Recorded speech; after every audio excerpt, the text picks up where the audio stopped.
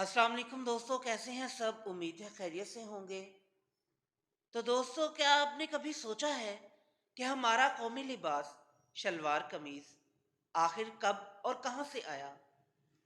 क्या ये वाकई बरे सगीर की इजाद है या किसी और तहजीब से यहां पहुंचा?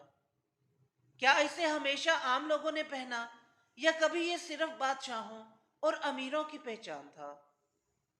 आज की वीडियो में हम शलवार कमीज की हजारों साल पर मुहित तारीख का जायजा लेंगे, मुस्तनद हवालों के साथ, ताकि आप जान सकें कि हमारा लिबास कहाँ से आया, कैसे बदला और क्यों आज भी यह बरे सगीर का सबसे मकबूल लिबास है। जानने के लिए वीडियो को एंड तक देखें और जिन्होंने मेरा चैनल सब्सक्राइब नहीं किया वो ज़रूर करें, ताकि इसी तरह हिस्ट्री से मुतल्लिक आपके नॉलेज में इजाफा होता रहे। तो चलिए दोस्तों, वीडियो शुरू करते हैं। शलवार कमीज की तारीख सिर्फ बरे सगीर तक महदूद नहीं, बल्कि इसका आगाज वस्ती एशिया से हुआ। शलवार कमीज की बुनियाद में वो अनासर शामिल हैं जो कई कदीम तहजीबों और सकाफतों में देखे गए हैं। कदीम ईरान यानी मौजूदा ईरान और अफगानिस्तान के इलाके और वस्ती एशिया कबाइल में शलवार कमीज का रवाज एक अहम अलामत थी।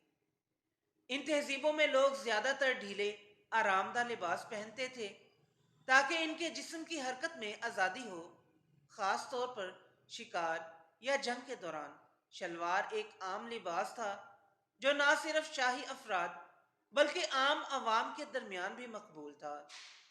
यह लिबास ख़ास तौर पर जंगजुओं के लिए था क्योंकि इनमें तेज़ हरकत की सहूलत फराहम की जाती थी। मौरख अल बेरूनी ने अपनी किताब किताबुल हिंद में इस बात का जिक्र किया है कि शलवार कमीज का रवाज बर्रे सगीर में मुगलों के आने से कबल मौजूद था। अल बेरूनी लिखते हैं कि हिंदुस्तान में लोग धोती पहनते थे, मगर तुर्क और फारसी लोग शलवार के साथ कमीज पहनते थे जो ज्यादा अमली और आरामदाह था। ये इस बात को जाहिर करती है कि शलवार कमीज एक मुफीद लिबास था जिसमें हरकत की आज़ादी और आराम की खासियत थी। शलवार कमीज का रवाज तुर्कों और फारसियों के जरिए बरे सगीर में आया। मुगल बादशाहों ने जब मशरिक़ वस्ता और वसती एशिया से बरे सगीर का सफ़र किया तो ये लिबास इनके साथ आया और इन्हें बरे सगीर में मकबूलियत मिली। मुगलिया दौर में शलवार कमीज का लिबास ना सिर्फ एक रवायती लिबास था बल्कि शाही तबके की पहचान भी बन गया। मुगल बादशाहों के दरबार में इस लिबास का रवाज इस बात को जाहिर करता है कि शलवार कमीज ने किस तरह मुगलिया फैशन को अपना हिस्सा बनाया। मुगलिया दौर में बादशाह अकबर, जहांगीर और शाहजहां अजीम हुक्मरानों ने शलवार कमीज के लिबास को ना सिर्फ आम किया बल्कि इसे एक शाही फैशन में तब्दील कर दिया।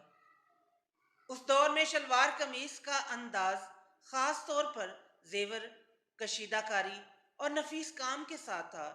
यह लिबास मखसूस तौर पर शाही दरबार के अफराद के लिए था। जॉन एफ रिचर्ड अपनी किताब द मुगल एम्पायर में लिखते हैं कि मुगलों के दरबार में जरी वाले कपड़े, रेशमी शलवार कमीज और सोने चांदी की कशीदाकारी का रवाज था जो शाही खानदान और आला हुकाम का लिबास था। यह लिबास सिर्फ नेक महफिलों और दरबार के मौके पर पहना जाता था। मुगलिया दौर में इस लिबास के मुख्तलिफ रंग, डिज़ाइन और बटन भी मुतारफ करवाए गए थे जो इन बादशाहों के हिस्से फैशन और दौलत का इजहार था। मुगलिया खवातीन के लिए शलवार कमीज में खास तौर पर चिकनकारी और कश्मीर की कशीदाकारी का इस्तेमाल होता था। इन शलवार कमीजों में काम की नफासत और खूबसूरती इसे एक मुनफरिद मकाम देती थी। मुगलिया दौर में शलवार कमीज का उरूज इतना ज्यादा हुआ कि इसका असर बर्रे सगीर के दीगर हिस्सों तक पहुंचा और आम आवाम भी इस लिबास को अपनाने लगे। मुगल बादशाहों ने शलवार कमीज को घरेलू महाफिल और रस्मी इज्तिमाआत में पहने जाने वाले लिबास के तौर पर पेश किया।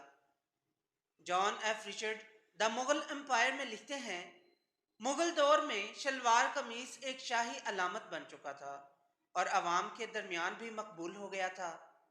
اس لباس کے مختلف انداز اور پیچیدہ کام نے اسے ایک ثقافتی علامت بنایا۔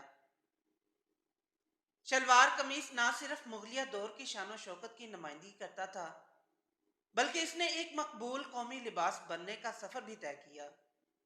اس کا رواج مغلوں کے ذریعے عام عوام تک پہنچا اور آج تک یہ بر صغیر میں مقبول ہے۔ مغلیہ دور میں شلوار قمیص ایک شاہی لباس کی حیثیت سے مقبول ہو چکا تھا، لیکن پھر آیا برطانوی راج، ایک ایسا دور جب بر صغیر میں مغلیہ ثقافت اور مقامی لباس کو بدلنے کی کوششیں کی گئیں۔ اس دور میں مغربی لباس کو رائج کرنے کی کوشش کی گئی، لیکن شلوار قمیص نے اس کے باوجود اپنی جگہ کیسے بنائی، آئیے جانتے ہیں۔ برطانوی حکومت اور مغربی لباس کا فروغ۔ جب برطانیہ نے بر صغیر پر قبضہ کیا تو انہوں نے اپنی حکمرانی کو مضبوط بنانے کے لیے مقامی ثقافت اور لباس کو بھی تبدیل کرنے کی کوشش کی۔ انگریز حکمرانوں نے سرکاری دفاتر، اسکولوں اور دیگر اداروں میں مغربی لباس کو فروغ دیا اور انگریزی سوٹ، کوٹ، پتلون اور ٹائی کو مہذب لباس کے طور پر پیش کیا۔ برطانوی دور میں جدید اسکول، کالج اور یونیورسٹیاں بنائی گئیں جہاں انگریزی تعلیم دی جاتی تھی، اور وہاں مغربی لباس کو ایک ضروری معیار سمجھا جانے لگا۔ یہ ایک نئی سماجی تقسیم کا آغاز تھا، جہاں مغربی لباس پہننے والوں کو زیادہ مہذب اور ترقی پسند تصور کیا جانے لگا۔ اگرچہ برطانوی راج نے مغربی لباس کو فروغ دیا، لیکن تحریک آزادی کے دوران شلوار قمیص ایک قومی علامت کے طور پر ابھر کر سامنے آیا۔ مہاتما گاندھی اور علامہ اقبال جیسے رہنماؤں نے مقامی لباس پہننے پر زور دیا تاکہ برطانوی ثقافتی غلبے کا مقابلہ کیا جا سکے۔